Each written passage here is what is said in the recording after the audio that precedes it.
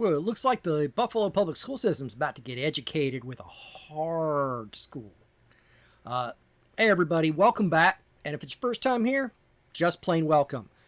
What the hell am I talking about? Well, I've been covering Buffalo for a little bit, and I got some news today that just tickled me to no end. It's an attorney named Kayla Farrell Onder. And Ms. Onder specializes in sexual abuse cases. And she's representing, she says, a dozen families whose students were allegedly assaulted at school and that the school did not respond appropriately. In other words, this backs up what SVU detective Rich High, aka Angry Cops, has been saying. They're saying, yes, this happens. It happened to us. And we want retribution through the legal system. She actually dropped a new story about the case on X earlier today. It's currently May 29th, Thursday. This was about 10:15 Eastern. Let's take a look at that. He says she has been retained by 12 Buffalo families who claim their children were abused while students in the Buffalo Public School District. This comes just about a month after Buffalo Police Detective Richard Hyde made comments on a national podcast alleging the district has covered up abuse cases in the past. While the attorney did not confirm if Hyde's comments are connected to her current clients, she tells our Derek Hyde the podcast may have encouraged potential victims to come forward. The things that I'm hearing are alarming. Attorney Kayla Farrell Onder in St. Louis, Missouri, is investigating Buffalo Public Schools. Her team looking into several allegations of abuse cover-ups, mandated reporter failures, harmful disciplinary practices, and sexual assault. I'm accepting cases where, a child is claiming that they were sexually abused by either a staff member, somebody affiliated with the school, some type of representative, and we will look into some student-on-student cases depending on the facts. At this point, I do represent a dozen clients, and I predict that there will be many more. Number one, we always hope for accountability, and of course, we hope for civil and monetary compensation for those children. Abuse cover-ups and police obstructions were first alleged by Buffalo Police Detective Richard High in a now viral podcast. In response, the Buffalo Board of Education has announced it will conduct an external investigation. As a brand new mom anchor, wanting to see justice for them. Onder tells me she plans to have a written court complaint with more details on what her clients faced submitted within the next 30 days. Victims' names will not be included in that complaint. The next school board meeting will take place Wednesday. Derek Hyde, 7 News. So you saw Onder get a little upset, clearly pretty emotional there, considering what she specializes in. I suspect that's pretty common for her. I can relate. I've gotten pretty upset covering this myself. I got upset talking to Rich. I got a little upset talking to Nick, Fat Electrician. This is upsetting, right? It's upsetting for me as a survivor. I'm sure for her. On one hand, you think she's probably a little jaded because she does so much of this. On the other hand, for an attorney who arguably this falls under the personal injury category, which is usually kind of considered one of the more slimy areas of law by a lot of people. It sounds like she's doing God's work here. The fact that she gets emotional means she gives a shit. That's either that or she's a good actress. I'm defaulting towards she's just a decent human being. Now, what does this lawsuit mean? Well, like I said at the top of this of that video, it means someone's going to hold the Buffalo Public Schools to account. They're going to have to answer for everything. There's going to be a lawsuit with a dozen families. There's probably going to be more that come out of the woodworks now. There's a lot of people who maybe have just been talking about it. They find out there's a lawsuit. Hey, wait, we know this happened to us. Let's call this woman. Or they'll talk to one of the other families and it'll be, hey, let's call Miss Onder. So I expect we'll actually see that dozen families grow. Whether this actually gets to class action status or not, I don't know. I'm not entirely sure what the criteria for that is. Luckily, the unsub guys do know an attorney or two, so, they might have some clarification for that down the road. This is going to be interesting because of discovery. You can't just discover everything. You've got to have a reason for asking for records. And they can say no if those records aren't pertinent. But there's a lot of pertinent records that there's going to have to be an explanation about. For example, where is CCTV footage that should have been held on to as evidence? Where are the reports of teachers investigating, or administrators trying to investigate alleged rapes and deciding unilaterally, oh, there's nothing here, we don't need to cooperate with the district attorney's office? Where's these pieces of evidence? Where are the reports? Where's the counseling paperwork for counselors who refuse to report allegations made by the student of being abused? They're going to have to explain all of this in a court of law. And if they can't provide evidence, they've got to explain why they don't have it.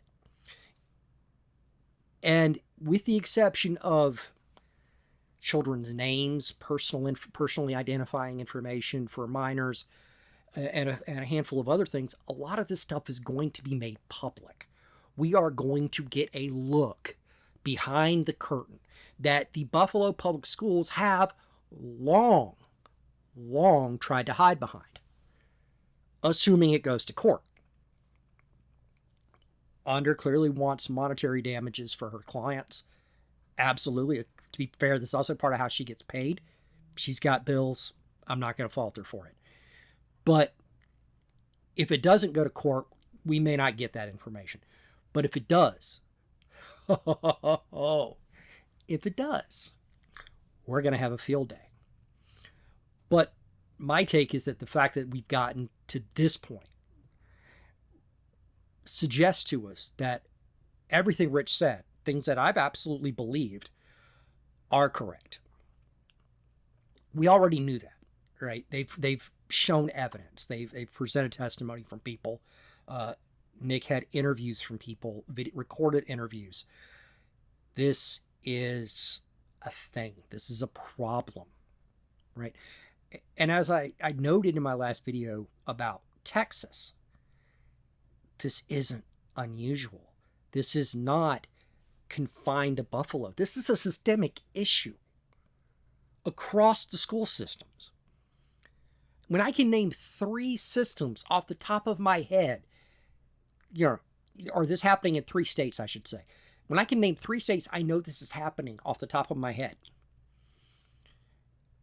How many do we not know about because there's not been anyone to make a stink?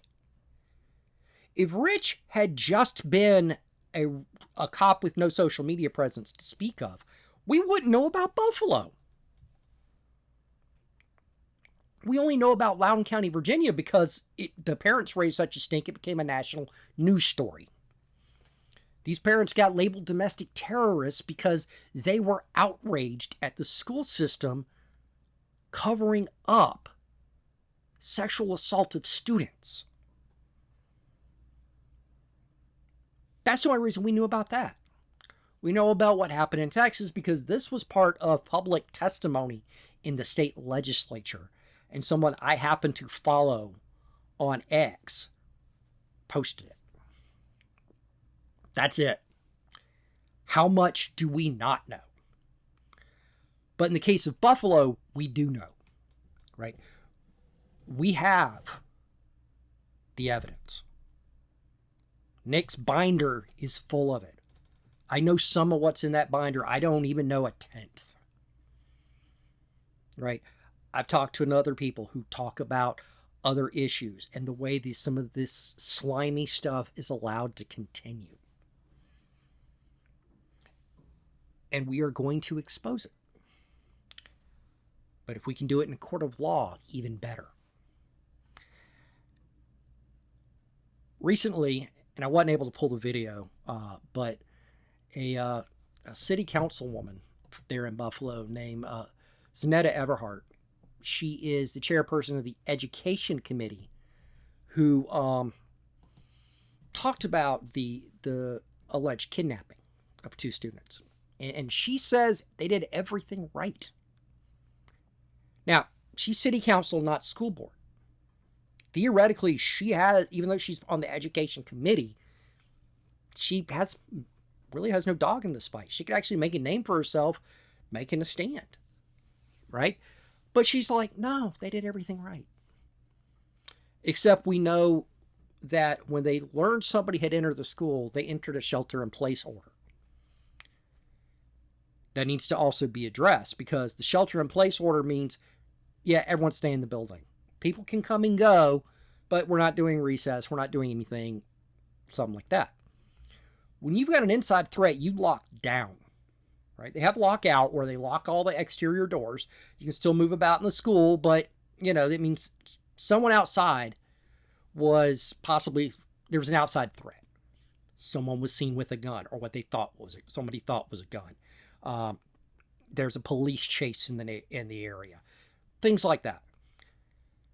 With a threat inside the building, it should have been a lockdown. It was not. Had it been a lockdown, it's entirely possible that there would have been no attempted kidnapping. A teacher wouldn't have been assaulted. A classroom wouldn't have been wrecked.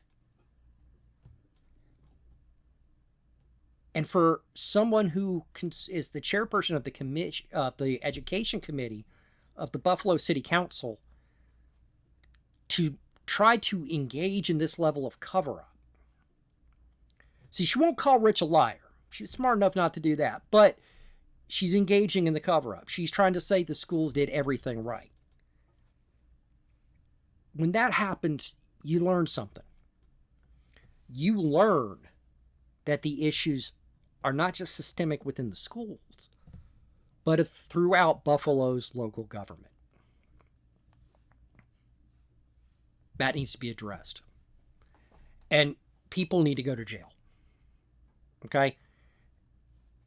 At the end of the day, regardless of what the monetary outcome of this lawsuit is, it's going to be the taxpayers who pay for it. Okay? It's possible that individuals will be, kind of targeted and be forced to pay out. But usually what happens is that the school system ends up paying.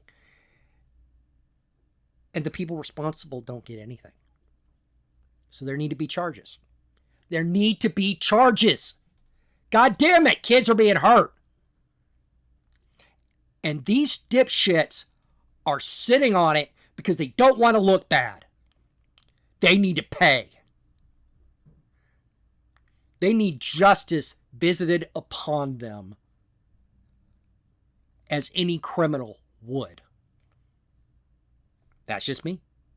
That's my take on it. And I wish Miss Andra the best. I will do my best to offer any support I can to her. I'm sure most of you guys would too. And, the saga continues. For a month now, we've been talking about this, and it's not getting any better. But it is. There's a lot of news, but at the end of the day, people are being held accountable for once. And if this is all the justice we can get, we'll have to live with it. At least someone will know what they've been doing. That's a win. So, on that note, I'm going to wrap it up because, Jesus Christ, am I rambling today. But, what do you think? Are you glad to see the lawsuit, or do you think this is just going to end up being a distraction and maybe, let them say justice is served without actually having to do anything? I want to know what you think. Down in the comments, let me know. While you're down there, hit like, subscribe, notification bell, all that jazz. And, you've got an opportunity to join the community. A couple of the tiers have access to an exclusive Discord server. We'd love to have you. If not, hey, I understand. But on that note, I'm going to wrap it up, and I will see you all next time.